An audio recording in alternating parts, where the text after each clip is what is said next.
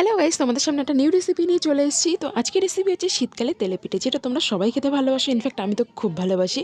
আর সেটা যদি আমার মায়ের হাতে, তাহলে তো কোনো কথাই নেই। তো দেখতে পাচ্ছ এখানে মা দুটো বাটিতে নিয়ে নিয়েছে। তো এখানে কিন্তু ফার্স্টে মা দুধ নিয়েছে, যার মধ্যে একটু ফোঁটা জল দেয়নি, এবং তারপরে আস্তে আস্তে করে মধ্যে স্বাদ মতো লবণ, চিনি, পাটালির গুড়, চালের গুঁড়ো আর দিয়েছে মা ময়দা দিয়ে সেটাকে ভালো করে মিক্স করে নিয়ে, এবং তারপর এর মধ্যে সুজি দিয়ে দিচ্ছে যাতে একটু মচমচে হয় খেতে।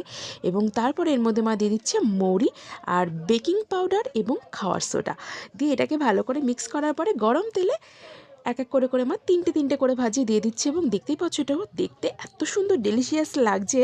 তো খেতে তো নিশ্চয়ই ভালোই লাগবে, ফুলে যাচ্ছে লুচির মতো, আর খুব সফটও কিন্তু হচ্ছে। তো লাল লাল করে ভেজে নেওয়ার পরে এটাকে আস্তে আস্তে করে তুলে নিতে হবে।